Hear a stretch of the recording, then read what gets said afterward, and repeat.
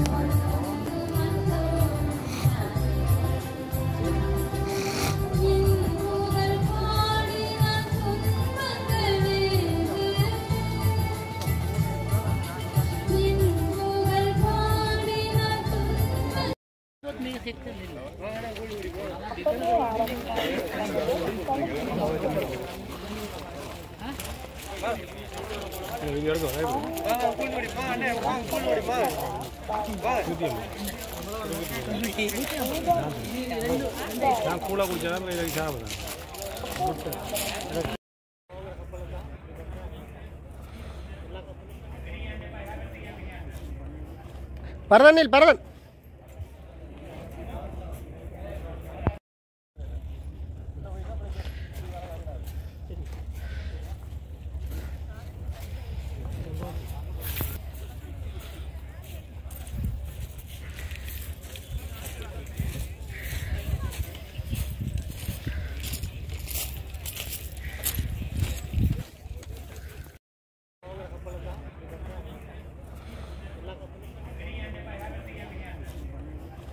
பரதனில் பரதன்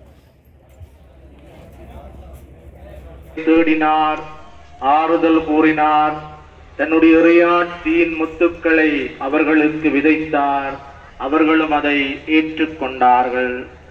ஆண்டவர் இயேசு அப்பங்களை பங்கிடுகின்ற புதுமையை நாங்கள் நோக்குகின்ற போது அங்கே 5000 ஆண்கள் இருந்த பெண்களை பற்றி எதுவும் கூறப்படவில்லை. அங்கே பெருமண்ணிக்கு ஊரூராக நடந்து செல்கின்ற போது அவரை அதிகமான பெண்கள் தியானித்து தங்களுடைய கணவர்மாருக்காகவும் தங்களுடைய பிள்ளைகளுக்காகவும் அன்றாடம் சுபிக்கின்ற தாய்மார்களையும் பெண்களையும் நாங்கள் பார்க்கின்றோம். இவ்வாறானவர்களை நாங்கள் இன்றைய நாளிலே நினைவு கூர்ந்து ஆண்டவருக்கு நன்றி கூறுவோம். ஆண்டவர் தாமே இவர்களை ஆசீர்வதிக்கவும் இவர்களூடாக நாங்கள் ஆசீர்வதிக்கப்பட இரக்கமுள்ள நம் ஆண்டவர் இயேசு கிறிஸ்துவே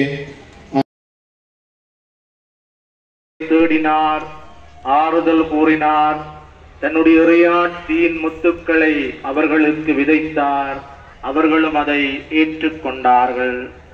ஆண்டவர் இயேசு அப்பங்களை பங்கிடுகின்ற புதுமையை நாங்கள் நோக்குகின்ற போது அங்கே 5000 ஆண்கள் இருந்த பெண்களை பற்றி எதுவும் கூறப்படவில்லை.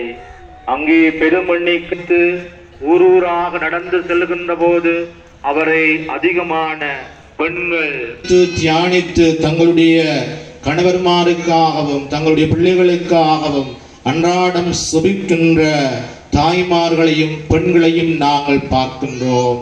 இவ்வாறானவர்களை நாங்கள் இன்றைய நாளிலே நினைவு கூர்ந்து ஆண்டவருக்கு நன்றி கூறுவோம்.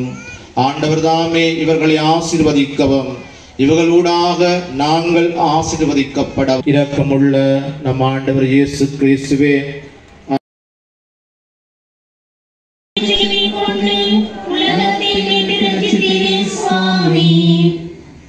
இயேசுவுக்கு மரண தீர்ப்பு வழங்கப்படுகின்றது. நீதியே உருவான தீர்ப்பு வழங்கப்படுகின்றது. முதலாம் நிலை, தீர்ப்பிடாதே தீர்ப்புக்குள்ளாக மாட்டாய் என்று மொழிந்து வழங்கப்படுகின்றதை சிந்திக்க தியானிக்க எத்தனிக்கின்றோம். அறிந்து கொள்ள வேண்டும் என்று விபச்சாரத்திலே கையும் மையுமாக பிடிபட்ட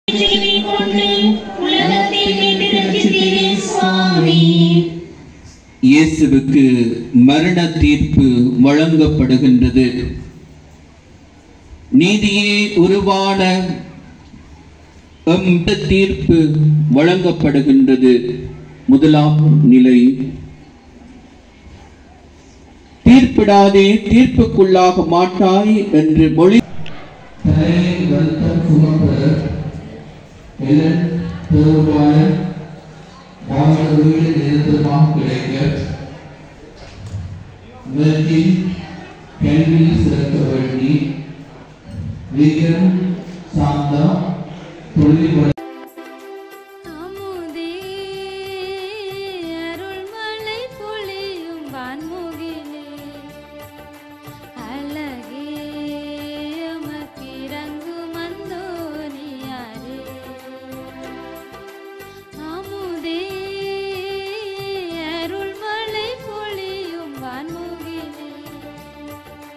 அழகே மத்திரங்கு மந்தோ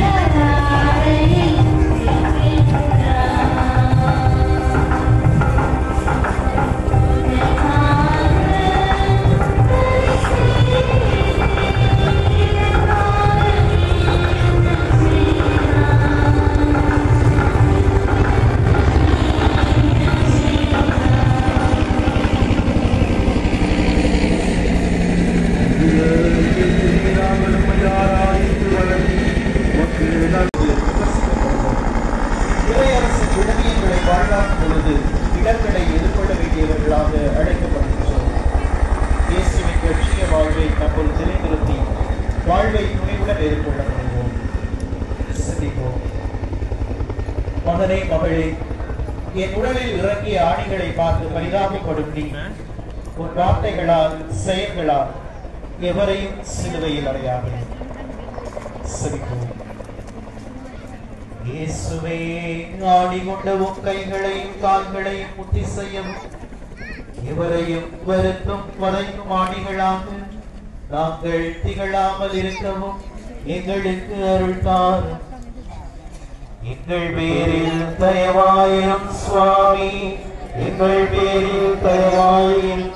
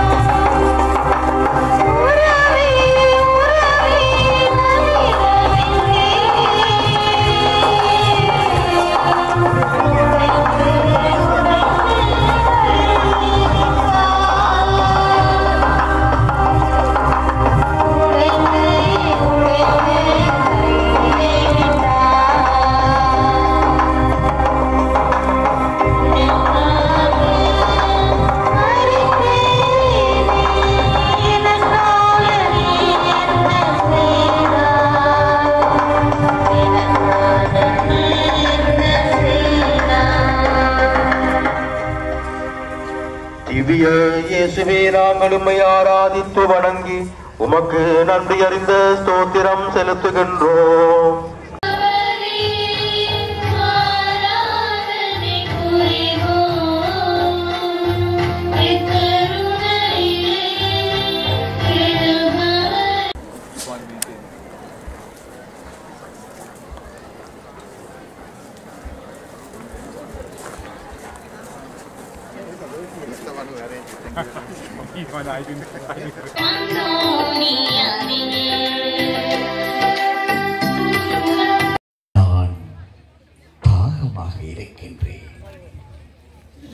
நான் தாகமாக இருக்கின்றேன்.